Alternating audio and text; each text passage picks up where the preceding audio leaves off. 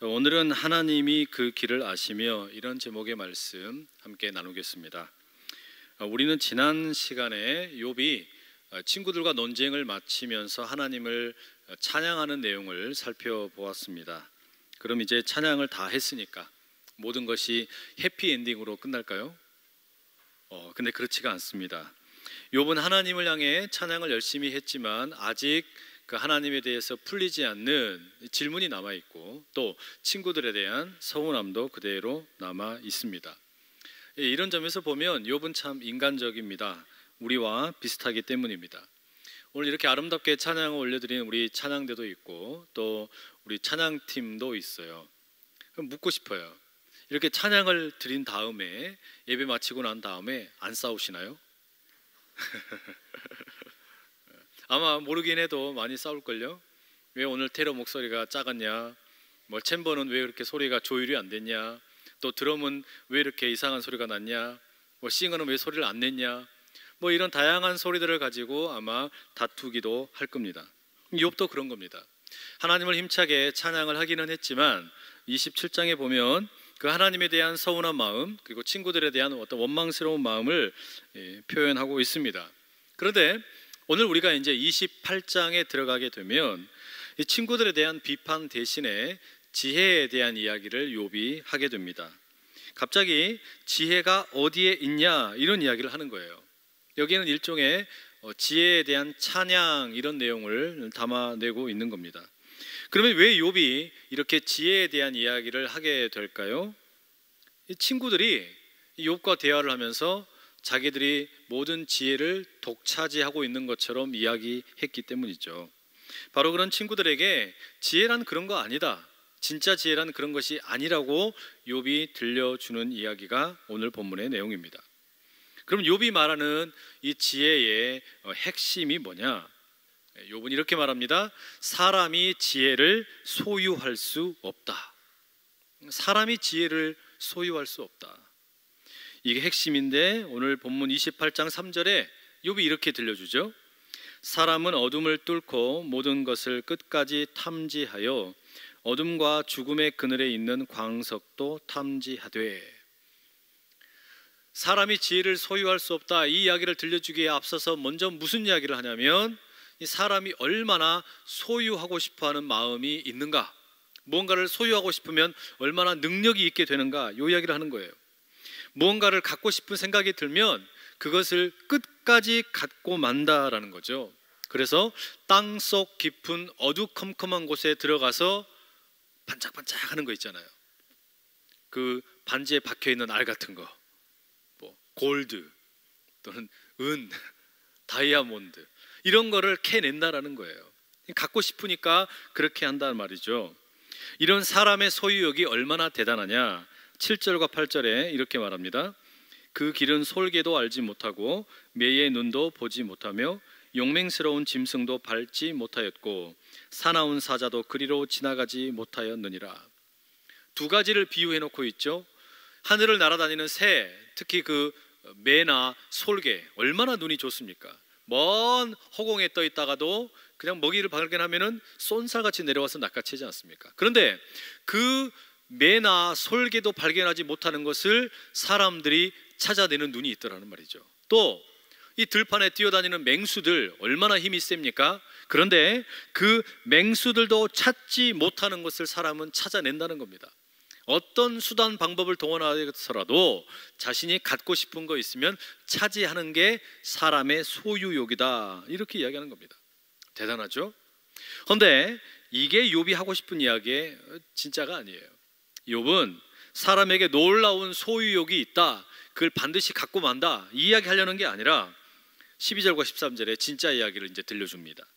그러나 지혜는 어디서 얻으며 명철이 있는 곳은 어디인고 그 길을 사람이 알지 못하나니 사람 사는 땅에서는 찾을 수 없구나. 뭐라고 이야기해요?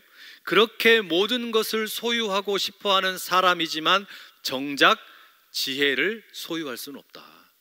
사람이 지혜를 찾을 수는 없다라고 말하는 겁니다. 아무리 갖고 싶어도, 아무리 갖고 싶어서 발버둥을 쳐도 가질 수 없는 게 지혜라고 말하는 겁니다. 아무리 좋은 눈을 가지고 있고 또 땅을 파고 좋은 기술이 있어도 결코 가질 수 없는 것, 그게 지혜라는 거예요. 그것이 욥의 지적이죠. 성도 여러분, 가만히 보면 이 말이 정말로 맞지 않습니까? 사람은 마음 먹으면 모든 것을 할 수 있고 또 모든 것을 소유할 수 있는 참 위대한 존재입니다. 더욱이나 이 과학의 발전과 함께 자신들이 원하는 것을 마음껏 누릴 수 있는 그런 시대가 되었습니다. 그런데 이렇게 과학이 발전하고 기술이 발전했지만 이런 과학이 우리에게 지혜를 줄 수 있냐? 이 과학이 우리에게 정말 갖고 싶은 그 지혜도 줄 수 있느냐? 이걸 물어봐야 되는 거예요. 잠깐 제 이야기를 좀 들려드리겠습니다. 지난 주중에 저는 3일 동안 세미나를 좀 다녀왔습니다. 한국교회지도자센터라는 단체에서 주관한 세미나였는데, 이 세미나의 주제가 뭐였냐면 이 급변하는 과학기술 시대에 교회가 어떻게 대처해야 할까, 이런 내용의 세미나였습니다.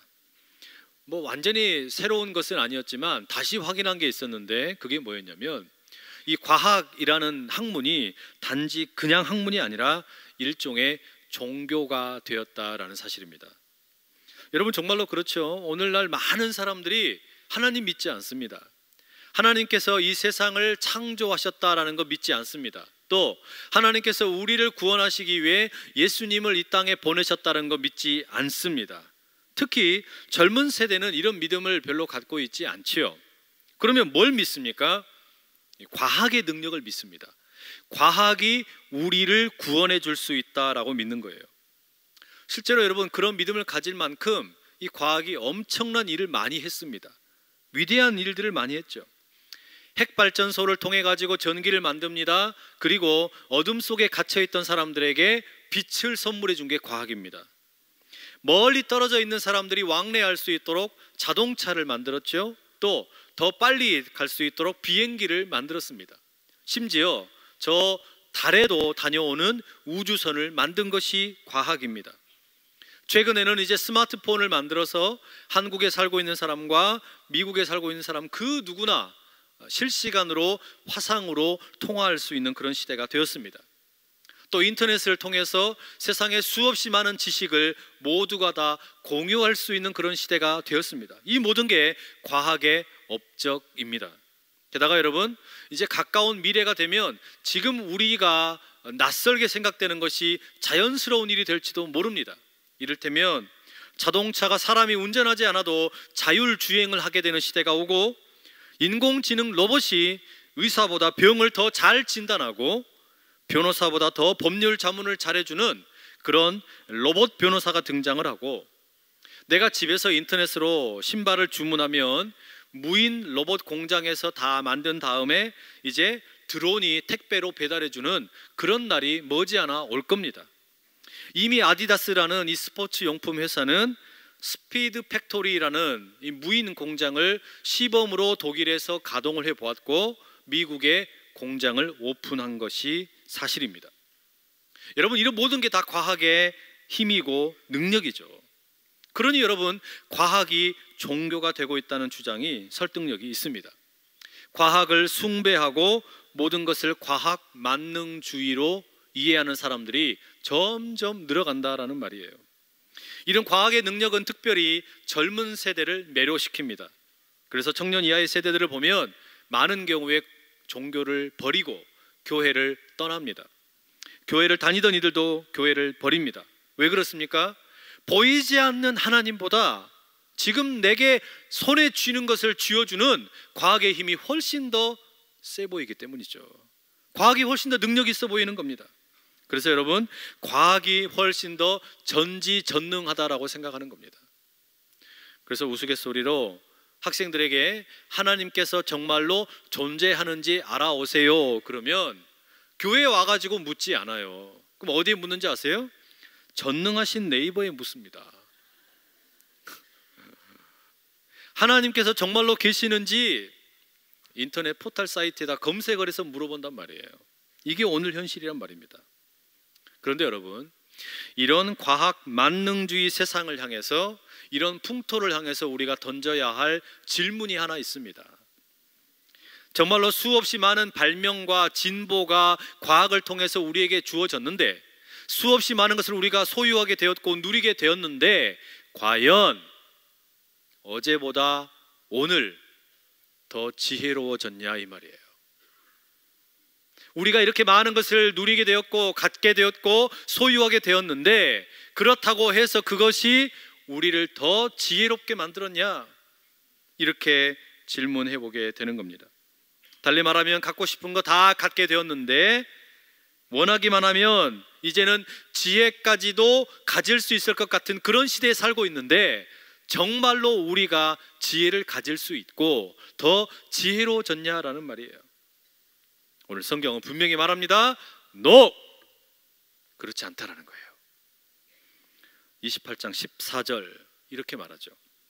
깊은 물이 이르기를 내 속에 있지 아니하다 하며 바다가 이르기를 나와 함께 있지 아니하다 하느니라. 성경이 뭐라고 말합니까? 깊은 물 속에 들어가서 탐험을 해봐도 거기에 지혜가 없고, 바다 깊은 곳을 헤엄쳐 다녀봐도 거기에도 지혜가 없다. 요즘으로 표현하면 우주를 유영을 해도 지혜를 찾을 수 없다라는 말입니다. 사람들이 자연세계 곳곳을 다 뒤지고 다녀도 지혜를 찾을 수 없어요. 왜 그렇습니까? 본문의 21절, 22절 이렇게 말합니다. 모든 생물의 눈에 숨겨졌고 공중의 새에게 가려졌으며 멸망과 사망도 이르기를 우리가 귀로 그 소문은 들었다 하느니라. 여러분, 살아있는 모든 생명체는 눈이 있잖아요. 그럼 그 눈을 가지고 우리가 사물들을 바라보게 됩니다. 그런데 정작 지혜를 볼 수 있는 눈은 모든 생물들에게는 없다라는 겁니다. 자신이 갖고 싶은 것을 발견해내는 능력은 있지만, 그러나 지혜를 찾을 수 있는 눈이 우리에게는 없다라는 거예요. 그러면 여러분, 죽음은 어떻습니까? 어떤 분들은 그렇게 생각을 해요. 이 세상 사는 건 너무 힘겹고 버겁고 어리석은 것 같으니까 죽음이 진짜 지혜다, 죽으면 다 해결된다, 이렇게 생각한단 말이죠. 그런데 방금 읽은 말씀 뭐라고 그럽니까? 죽음도 대답하기를 우리에게 지혜는 없다, 우리도 그냥 소문으로 듣기만 들었다, 이렇게 이야기하는 거예요. 그러니 결론이 뭡니까 여러분? 아무리 우리가 귀한 것을 다 얻는다고 할지라도 지혜는 없다라는 말입니다. 사람들이 갖고 싶다고 해서 가질 수 없다라는 말이에요. 지혜를 볼 수 있는 눈도 우리에게는 없다라는 말입니다. 과학이 무진장 발전을 해서 모든 것을 우리에게 줄 수 있다 할지라도 지혜는 우리에게 줄 수 없다라는 말입니다. 그래서 욥은 23절에 이렇게 해답을 들려줍니다. 하나님이 그 길을 아시며 있는 곳을 아시나니. 하나님이 그 길을 아시며 있는 곳을 아시나니. 하나님께 지혜가 있는 줄로 믿습니다. 지혜는 하나님의 것이라는 말이에요. 하나님만이 지혜에 이르는 길을 우리에게 알려주실 수 있다라고 지금 말하고 있는 겁니다. 그걸 욥이 25절 이하에서 설명을 합니다. 그 내용을 세번역 성경으로 읽어드리죠. 그분께서 저울로 바람의 강약을 달아보시던 그때에, 물의 분량을 달아보시던 그때에, 비가 내리는 규칙을 세우시던 그때에, 천둥 번개가 치는 길을 정하시던 그때에, 바로 그때에 그분께서 지혜를 보시고 지혜를 칭찬하시고 지혜를 튼튼하게 세우시고 지혜를 시험해 보셨다. 이 말씀을 요약하면 이런 겁니다. 지혜라는 게 뭐냐?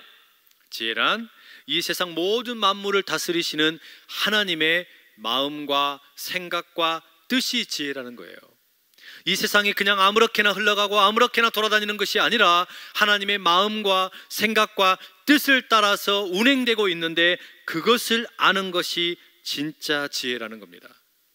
그래서 이어지는 28절 욥이 마지막에 이렇게 결론을 내립니다. 그런 다음에 하나님은 사람에게 말씀하셨다. 주님을 경외하는 것이 지혜요, 악을 멀리하는 것이 슬기다. 여러분에게 이런 지혜가 있기를 축복합니다. 하나님의 마음과 생각과 뜻을 아는 것이 지혜인데, 그런데 이 지혜의 시작이 뭐냐? 하나님을 경외하는 거라는 거예요. 하나님을 두려워할 줄 아는 것, 이게 진짜 지혜의 시작이라는 말입니다. 욥의 이 고백은 잠언의 고백과 동일하죠. 잠언 9장 10절에 이렇게 말합니다. 여호와를 경외하는 것이 지혜의 근본이요 거룩하신 자를 아는 것이 명철이니라.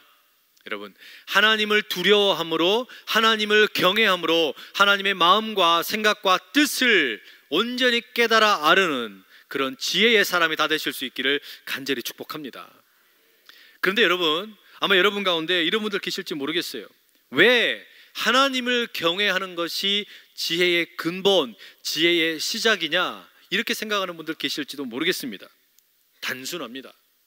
하나님을 경외함이 없으면 우리 안에서 욕심, 소유욕이 생겨나기 때문이죠. 여러분, 이걸 쉽게 말씀드리면 이런 겁니다. 내가 하나님을 경외한다라는 거, 하나님을 두려워한다라는 것은 하나님께서 행하신 일에 나의 모든 생각과 신경을 집중하고 그걸 묵상하는 거예요. 그리고 거기에서 지혜를 배우는 거예요. 그런데 하나님을 경외함이 없으면 어떻게 됩니까? 뭔가를 소유하고 싶은 탐심, 욕심이 나를 지배하게 되고 그것이 결국은 나를 지혜로부터 멀어지게 만든다는 것이죠. 여러분, 이게 지금 현대 과학의 문제 아닙니까? 과학이 여러분 우리를 얼마나 편안하게 해줬어요. 자동차들도 좋아지고 비행기도 좋아지고 KTX도 생기고 수없이 많은 통신기기들 얼마나 좋습니까? 그런데 과학의 문제가 뭐냐? 과학은 우리를, 하나님을 두려운 마음을 갖지 않게 하는 거예요. 과학의 문제가 뭐예요? 하나님에 대한 경외심을 잃어버리게 만드는 겁니다. 도리어 뭐만 주는 겁니까? 소유욕만 생겨나게 만들고 욕심만 생겨나게 만드는 거예요. 그래서 그걸 가지고 자꾸 뭔가 새로운 걸 갖고 싶어하고 탐내다가 결국은 뭐라고 말합니까? 과학이 신이 되어버린 시대를 지금 우리가 살고 있다라는 말이죠. 신약성경 야고보서 3장에 보게 되면 두 가지의 지혜를 우리에게 말해줍니다. 위로부터 난 지혜와 땅에서 생겨난 지혜, 이렇게 부르는 것이죠. 그러니까 지혜라고 다 지혜가 아니라는 것이에요. 진짜 지혜가 있고 가짜 지혜가 있다, 이런 말이죠. 그래서 야고보서 3장의 15절 16절에 보면 이 땅에서 생겨난 지혜, 가짜 지혜의 특징을 이렇게 말합니다. 이러한 지혜는 위로부터 내려온 것이 아니요 땅 위의 것이요 정욕의 것이요 귀신의 것이니 시기와 다툼이 있는 곳에는 혼란과 모든 악한 일이 있습니다. 여러분, 이 가짜 지혜의 특징이 뭡니까? 진짜 지혜인 것처럼 보이지만 가짜의 특징이 뭐냐? 욕심이 앞선다는 거예요. 이 정욕이 앞선다는 겁니다. 소유하고 싶은 마음에 지배를 당하기 때문이란 말이죠. 그런 마음이 자리하게 되면 아무리 지혜로워 보여도, 아무리 똑똑해 보여도 사실은 뭡니까? 가짜라는 거예요. 그러니 그런 가짜 지혜가 있는 곳에는 시기나 다툼이나 혼란이나 악한 일만 가득하게 되는 겁니다. 여러분, 이걸 지금 우리가 어디서 보고 있습니까? 청와대와 정치권에서 보고 있는 거 아닙니까? 여러분, 가만히 보면 우리나라의 청와대에 있는 사람들, 또 국회의원들 제일 똑똑한 사람들 아니에요? 공부도 제일 많이 한 사람들이고 돈도 제일 많고 또 권력도 제일 센 사람들입니다. 그런데 이렇게 똑똑하다고 말하는 사람들, 지혜 있는 척하는 사람들이 지금 무슨 짓거리를 하고 있어요? 제일 어리석은 짓을 하고 있는 겁니다. 이게 너무나 웃기잖아요. 왜 그렇습니까?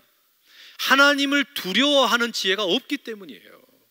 하나님을 두려워하지 않기 때문에 자신들이 모든 걸 소유할 수 있다고 생각하고 모든 것을 마음대로 할 수 있다고 생각을 하니까 진짜 지혜가 없고 가짜 지혜에 사로잡혀 살고 있는 겁니다. 이 지혜, 가짜 지혜에 사로잡혀 있는 특징이 뭐예요? 정욕, 그리고 뭐라고 말합니까? 귀신의 짓이라는 겁니다.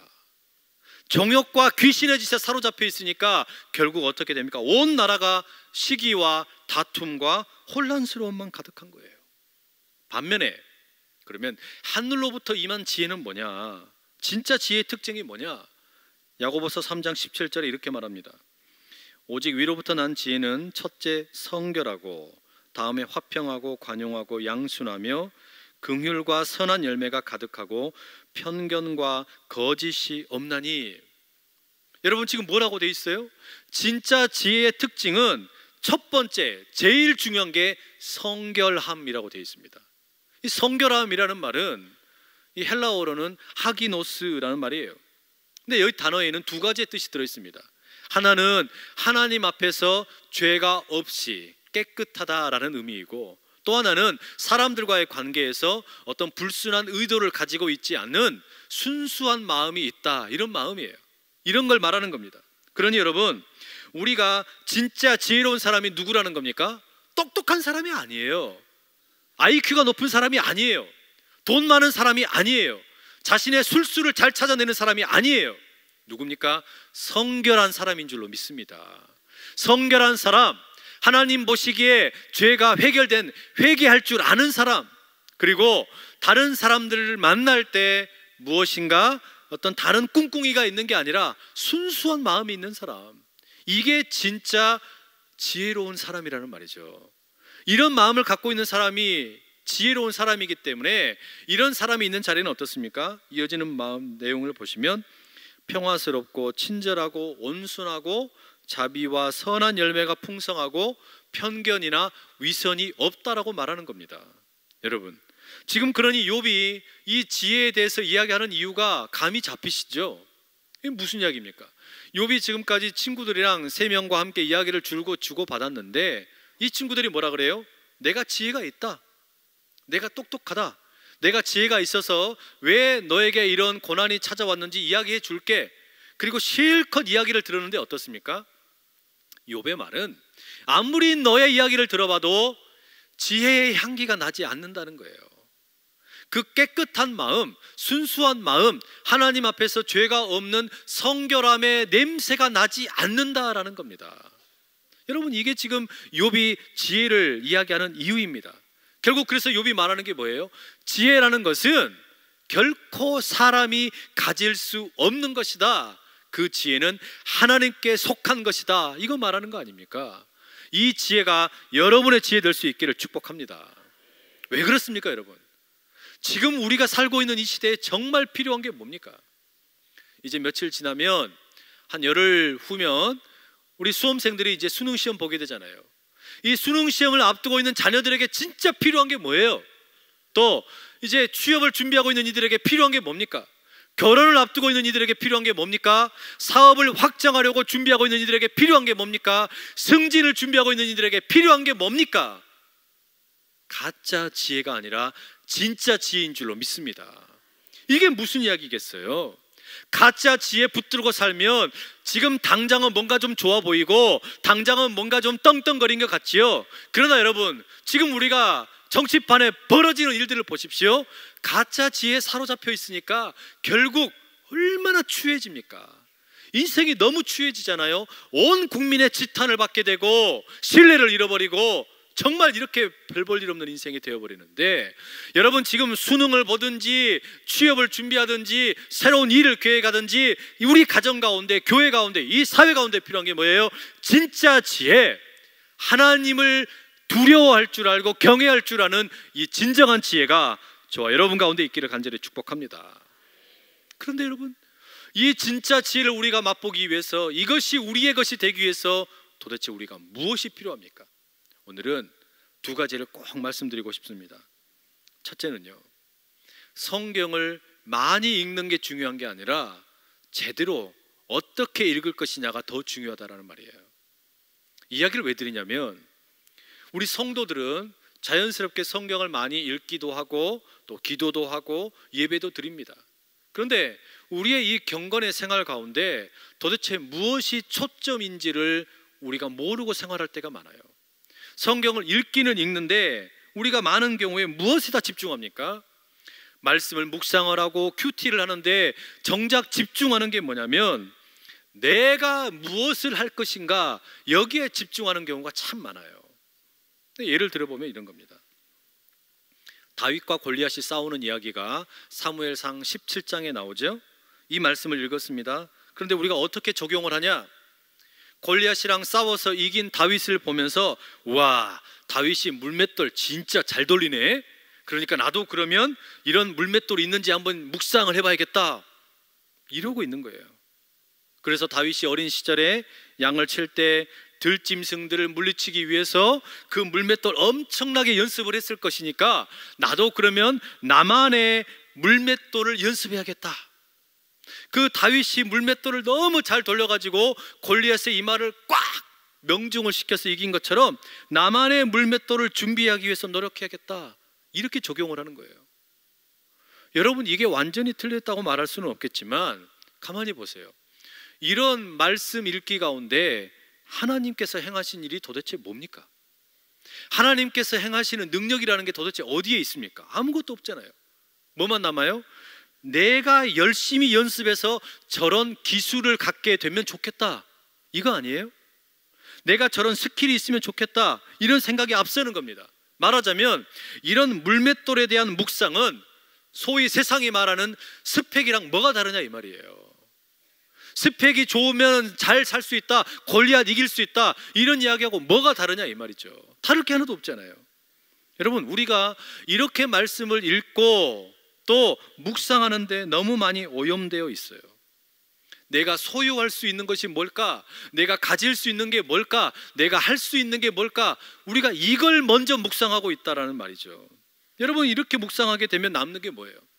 내가 갖고 있는 이 물맷돌, 이거 자랑하게 되는 거 아니겠습니까? 그리고 다른 사람에게 말합니다. 너 물맷돌 있냐? 난 있다. 너도 좀 물맷돌 연습 좀 해라.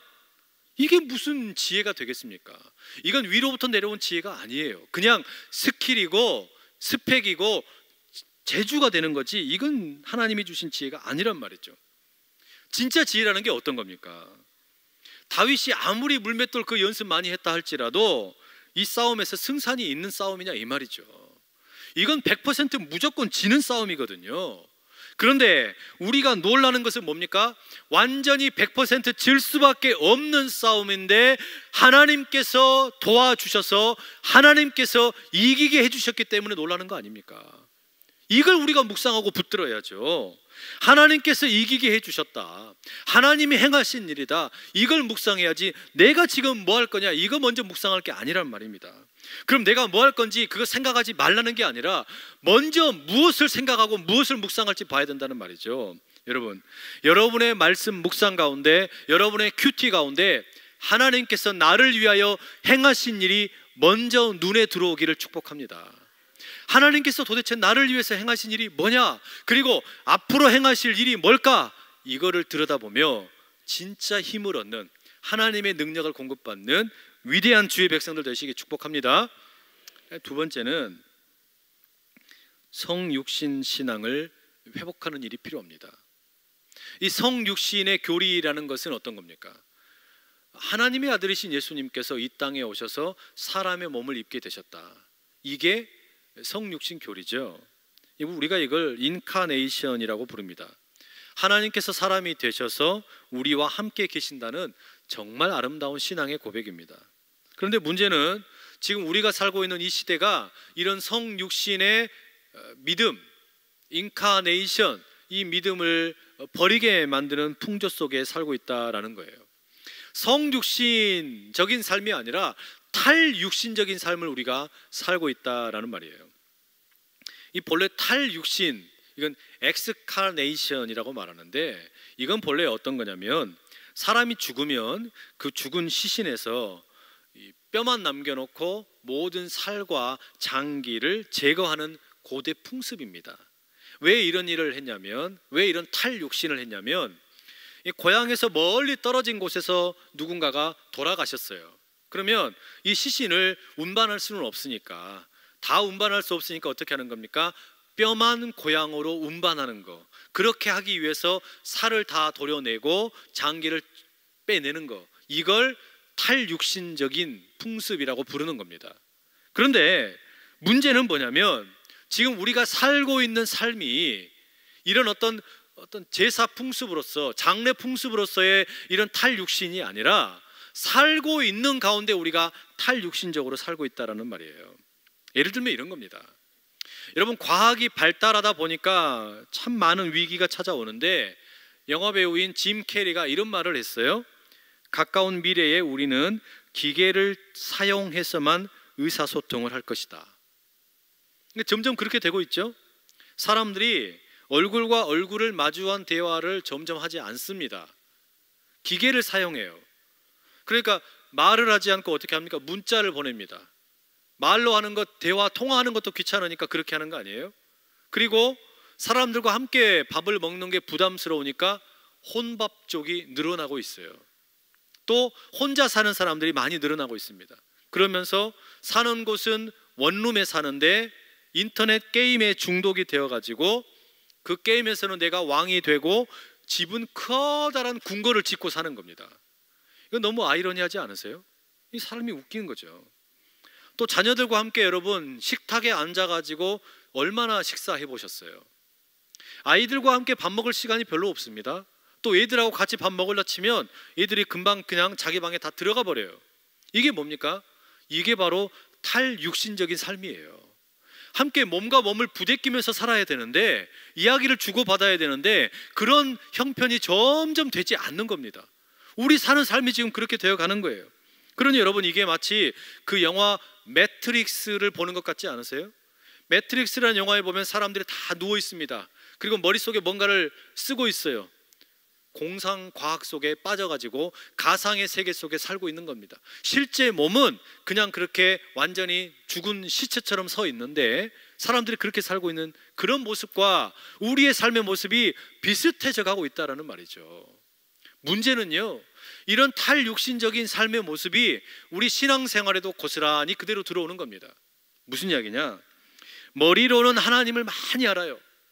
머리는 엄청나게 비대해졌습니다. 그런데 내가 머리로 알고 있는 이 하나님이 나의 손과 발로 내려오시지를 않는 거예요. 성육신이 안 된다는 말이죠. 쉽게 말하면 주일과 평일이 너무 다른 겁니다. 하나님의 말씀을 읽는 것과 사업을 하는 게 너무 달라요. 예배와 일상이 너무나 갈라져 있는 겁니다. 그러니 결국 어떻게 됩니까? 머리는 너무 비대한데 몸은 작아요. 마치 쭈꾸미 같은 거예요. 이 쭈꾸미한테는 미안하지만 대갈통은 겁나게 큰데 다리는 조그마한 거예요. 여러분, 그런 쭈꾸미 같은 신앙생활을 가리켜서 야고보 사도가 2장 26절에 이렇게 말합니다. 영혼 없는 몸이 죽은 것 같이 행함이 없는 믿음은 죽은 것이니라. 이게 무슨 말이에요? 정말로 하나님을 경외하는 지혜로운 사람이 누구냐? 하나님을 경외하기 때문에 하나님께서 나를 위하여 행하신 일에 집중할 줄 아는 사람이고, 그리고 그것이 이제 내 머릿속에만 들어있는 게 아니라 나의 손과 발로 내려와서 움직이는 사람, 바로 그런 지혜로운 사람이 되는 거 아니냐 이 말이죠. 그래서 여러분, 오늘은 여러분 모두에게 도전하고 싶습니다. 그런 지혜를 경험하는 우리의 인생 될 수 있기를 축복합니다. 세상이 주는 가짜 지혜에 빠져가지고 사는 것이 아니라 나를 진정으로 지혜롭게 할 수 있는, 그래서 하나님을 경외하고 하나님을 경외하기 때문에 하나님이 나를 위하여 행하신 일을 집중할 줄 알고, 이제 그것이 머릿속에만 머물러 있는 게 아니라 내 손과 다리로 내려와서 내 살과 피가 되는 그런 삶, 그런 위대한 신앙인 될 수 있기를 간절히 축복합니다. 야고보서 1장 5절 이렇게 이야기합니다. 너희 중에 누구든지 지혜가 부족하거든 모든 사람에게 후히 주시고 꾸짖지 아니하시는 하나님께 구하라. 그리하면 주시리라. 우리에게 지혜를 주시겠다 말씀하시는 그 주님께 이 시간에 주여 힘있게 세 번 외치고 한번 우리 그 주님, 내가 세상의 지혜가 아니라 하나님만 주실 수 있는 진짜 지혜로 붙들려 살게 하여 주시옵소서. 우리 같이 한번 기도하며 나가겠습니다. 주여, 주여, 주여. 사랑하는 하나님 아버지, 감사합니다. 세상의 가짜 지혜에 빠져서 아버지 하나님 그저 아무렇게나 살아가는 인생 되지 않게 하여 주시고, 진정 하나님을 경외하고 하나님을 두려워함으로 하나님께서 나를 위하여 행하신 일이 어떤 것인지 깨달아 알아가고 나아가 이제는 하나님에 대하여 머리로만 하는 것이 아니라 우리의 손과 발이 움직이며 피가 되고 살이 되어 그 주님을 찬양하며 나가는 우리 모두가 되게 하여 주시옵소서. 그 하나님을 찬양하기 원합니다. 하나님 오셔서 일하여 주셔서 온전히 주님 앞에 주님께 붙들림 받고 나가는 우리 모두가 다 되게 하여 주시옵소서. 사랑하는 주님, 우리가 지혜로운 척하는 인생이 아니라 참으로 지혜로운 인생 살게 하여 주시옵소서. 하나님을 경외함으로 인생의 길이요 진리요 생명이신 우리 주 예수 그리스도를 붙잡고 살아가는 참된 지혜가 있게 하여 주시고, 내가 무엇을 할 수 있나 묵상하기 전에 주님께서 행하신 일을 깊이 들여다보는 우리 모두가 되게 하여 주시옵소서. 살아계신 우리 주님 예수 그리스도의 이름으로 기도드립니다. 아멘.